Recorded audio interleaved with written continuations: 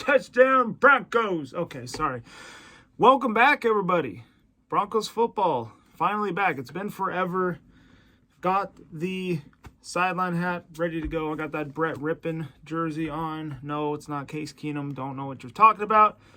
Let's talk about the 17-7 victory over the Dallas Cowboys. So, first half, funny story.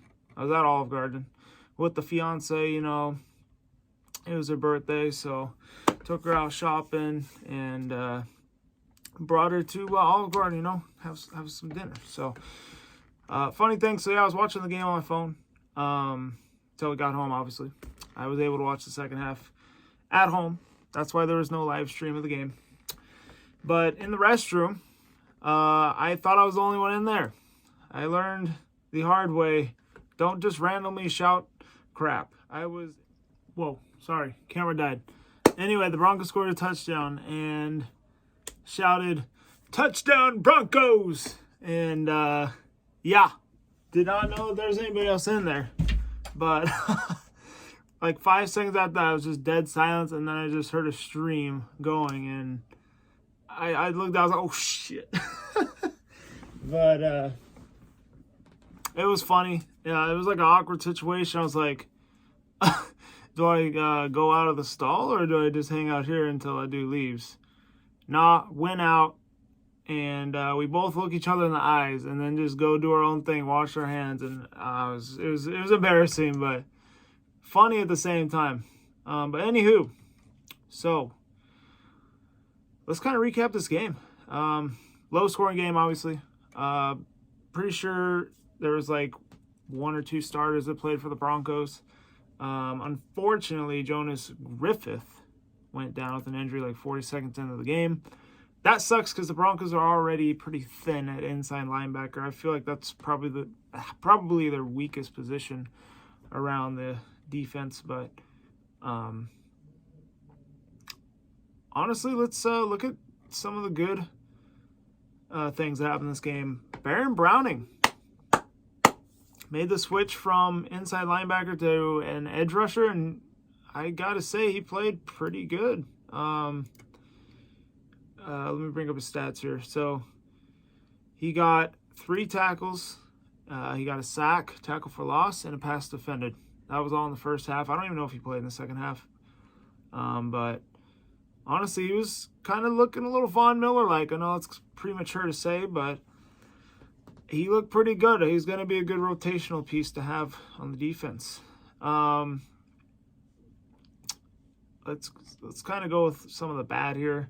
The running game for the Broncos was not good. They're going to have to fix that, get better at the running game. I mean, Stevie Scott was the best rusher for the Broncos. He had 6 carries, only 20 yards, and he only averaged 3.3 yards per carry. Not that good. Jaquan Hardy had 13 yards rushing. Max Borgai, I think that's how you say it, he only had 10 yards, so not very good.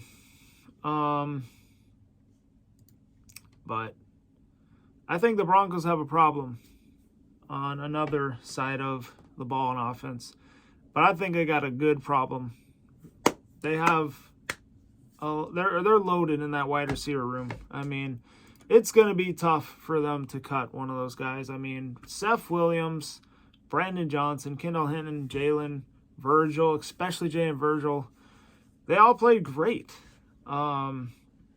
Even after losing Tim Patrick to the ACL injury for the season, it looks like they're set. They just have a loaded wide receiver room. So honestly, I think Seth Williams is going to take that spot. I think he's going to be kind of in the Tim Patrick role this season. But look out for some of these other guys, man. Jalen Virgil, 3 catches for 83 yards. Brandon Johnson had 4 catches for 64.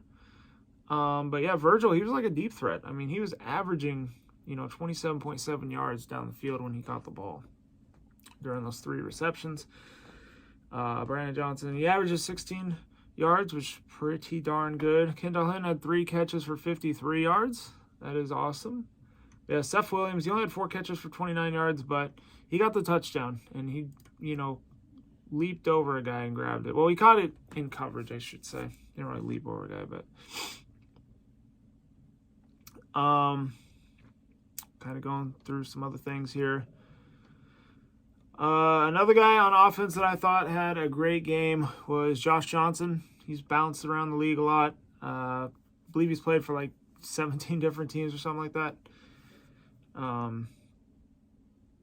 Which he started out pretty slow. He did not look very well, but he played that rest of the first half and he really picked it up. He finished 16 for 23 for 172 yards passing, 2 touchdowns, and 120.2 passer rating. So, honestly, I thought that he was the better of the 2 quarterbacks between him and Rippon. I like Rippon a lot. Honestly, he's probably going to become some sort of coach for the Broncos eventually, because his player side of the game definitely needs some work. But yeah, I thought Josh Johnson, if he can do that, he'll definitely be a capable backup for Russell Wilson. So definitely was happy with that. But far from perfect, but he played good when he was on the run, extended some plays. He looked poised in the pocket when there was guys coming after him. So,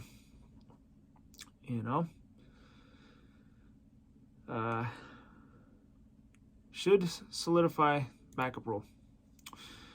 Anywho, let's look at the rest. I guess we can go with Brett Rippon, number 4. 8 for 18, 113 yards. Let's go rest of the defense. See who else got a sack. Jonathan Kongbo, he got a sack. How about PJ Locke? He got a great interception there, first half on Cooper Rush. He's probably going to make that roster. He's probably going to be a cornerback piece depth. Montrell Washington, I think he's going to probably win that punt returner spot. I don't think he has very much competition, but I feel very confident with him. We drafted him for a reason. I thought he played very well in the, time he was given. He only returned twice. He averaged 22.5 yards. Brandon McManus, 100%, 1 for 1. And yeah, Sam Martin, he's probably going to win that punting job still. I know that there was kind of a punting competition between him and Corliss. Was that Waitman? I think it's Waitman. But I think Sam Martin, he's probably going to stick around. So, other than that, the defense was playing well, holding the Cowboys only at 7 points. The backups played very well. Both sides of the ball played very good defense. And the offense, they did enough, obviously to get the win. But, yeah, they got to fix the running game.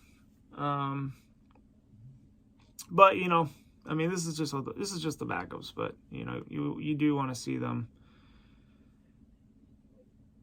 show glimpses that they're capable of doing that stuff if there were major injuries to happen. But anyway, that's all I got to say. I'm glad that Broncos football's back, so give a round of applause for that. Happy to be able to keep up with something, because after the Avs won, it was kind of quiet for a hot minute. So, glad Broncos football's back. Broncos fans, leave your comments down below, your thoughts of the first preseason game, and I'll see you guys next week. Hit the like button, subscribe if you're new. Other than that, stay safe, be good. That was awkward, and I will see you guys in the next one. Peace.